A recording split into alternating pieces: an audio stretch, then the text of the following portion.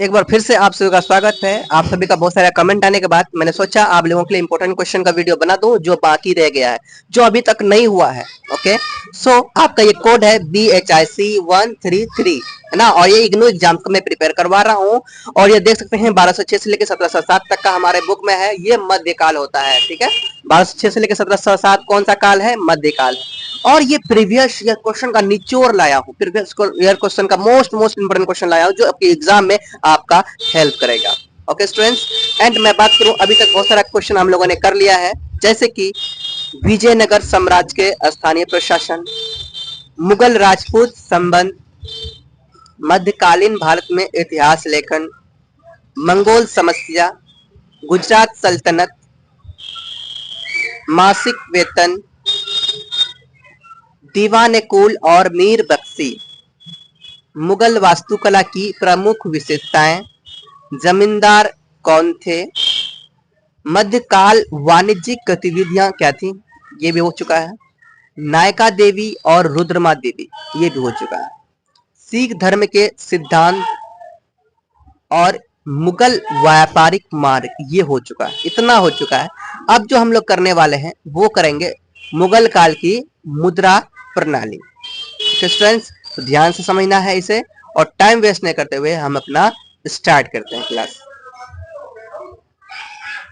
तो स्टूडेंट्स, अब हम लोग इसे समझते हैं अपने बुक से ही, क्योंकि ये बुक में जो पॉइंट दिया हुआ है ना, बहुत इंपॉर्टेंट अच्छा पॉइंट था। मैंने सोचा कि इस पॉइंट को आप लोगों को मतलब बुक से ही समझा दूँ, क्योंकि बुक में जब इतना अच्छा पॉइंट दिया हुआ है तो कहीं और जाने की क्या ज़रूरत है।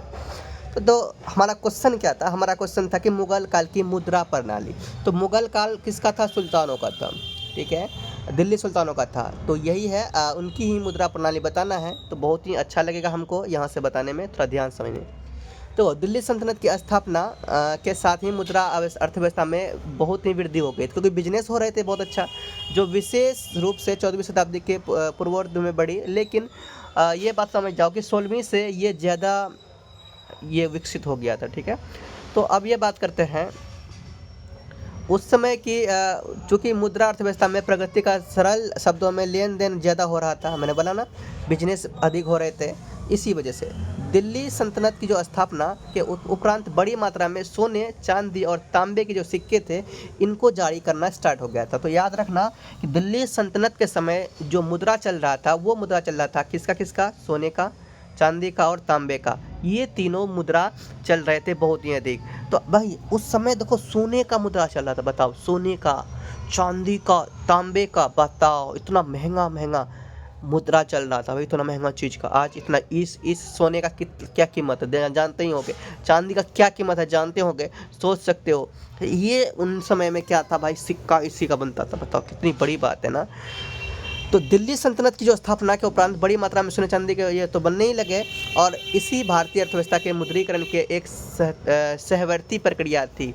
दिल्ली सल्तनत की स्थापना से पूर्व काल सिक्कों विशेष रूप से शुद्ध चांदी के कमी कर रहती थी। मैंने मतलब कि जब दिल्ली सल्तनत का यानी कि मुगल साम्राज्य का स्थापना हुआ था, उस समय से पहले की अगर बात किया जाए तो शुद्ध चांदी नहीं होता था, कुछ ना कुछ मिलावट होता था। लेकिन दिल्ली सल्तनत के बाद शुद्ध चांदी का, प्योर चांदी का ही सिक्का चलने लगा, सिक्का बनाने लगा, प्योर चांदी, प्योर सोने, है ना, ये सब का। उसके बाद फिर आगे हम लोग पॉइंट लेते हैं। तो इसको जो कि किया था ना, इल्तुतमिश को दिल्ली सल्तनत की मुद्रा के मानकीकरण का श्रेय दिया जाता है। मतलब दिल्ली के जो इल्तुतमिश थे, इसी ने ये सबसे सर्वप्रथम करना स्टार्ट किया था। मुद्रा प्रणाली का जो ये सिस्टम कौन किया था? इल्तुतमिश ने किया था, ये याद रखना। और इसी के द्वारा ही मुद्रा स्थापित अपने सारभूत रूप से दिल्ली सल्तनत के काल में जारी रहा, ठीक है। उसने सोने चांदी के तनका और तांबे के जीतल सिक्के जारी किए। जीतल सिक्के की संगणना उत्तर भारत में एक तनका के 48वें भाग से और देवनागरी की विजय के पश्चात दक्कन में एक के 50वें भाग के से की जाती थी, ठीक है। सल्तनत तक सालों द्वारा समान तौर पर 3 धातुओं के सिक्के जारी किए गए थे। ये तो आप लोग पढ़ चुके हैं। देखो यहाँ थोड़ा सा है, समझना है, पॉइंट को समझना है, उसके बाद खुद से लिखेंगे। एक चांदी तनका बराबर होता है 48, है ना, और जीतल होता है 192, वैल्यू समझो। दांग जो होता है 490 दिरम होता है। ये था उस समय। अब आगे देते हैं।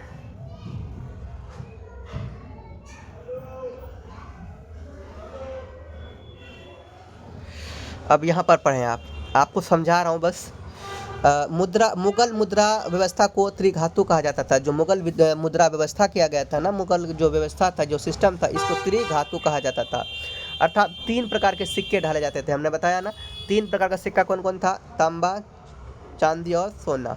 ये 3 प्रकार का था, इसीलिए इसको क्या बोला जाता था, त्रिधातु बोला जाता था। लेकिन चांदी का सिक्का आधारभूत मुद्रा थी, सबसे अधिक मतलब चांदी का ही सिक्का बना रहे थे। चांदी के सिक्कों का मुगलों से पहले का लंबा इतिहास है ना। मुगल का बहुत पहले से इतिहास था चांदी का सिक्का चलाने का। दिल्ली सल्तनत में इसका प्रयोग किया गया और इसे तनका कहा गया। उस समय पुराने सिक्के को जो चला रहे थे इसे तनका कहा जा रहा था। शेरशाह ने पहली बार चांदी के सिक्के का मानकीकरण किया। इसे रुपया कहा जाता था और इसका वजन 178 ग्राम होता था, है ना। और इसे रुपया अगर जब कहा जाता था जब इसका वजन 178 ग्राम का होता था, है ना। तो बाद में इनका नाम रुपया में बदल गया। समझ में आ गया कुछ।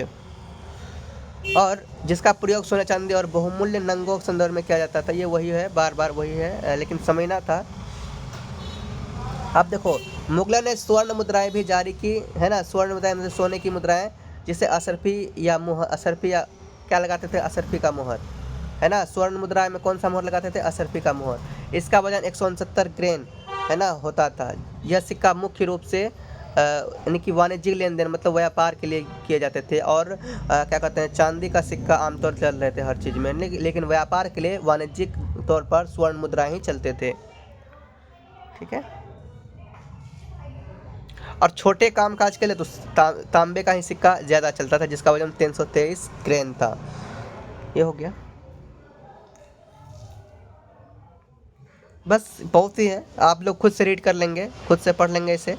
ओके, तो ये था मुद्रा प्रणाली और मुद्रा ढलाई कैसे होता था, यहाँ पर आप समझेंगे। अगर पढ़ेंगे तो आप लोग खुद से रीड कर लेंगे तो समझ में आ ही जाएगा। ओके, और एग्ज़ाम में आप लिख देंगे। चलिए स्टूडेंट्स, आज यहीं तक रखते हैं, नेक्स्ट वीडियो में आगे बढ़ेंगे। डांस प्ले स्टूडेंट्स, बोलो प्रेम से रहो, प्रेम से पढ़ो, प्रेम से बोलो।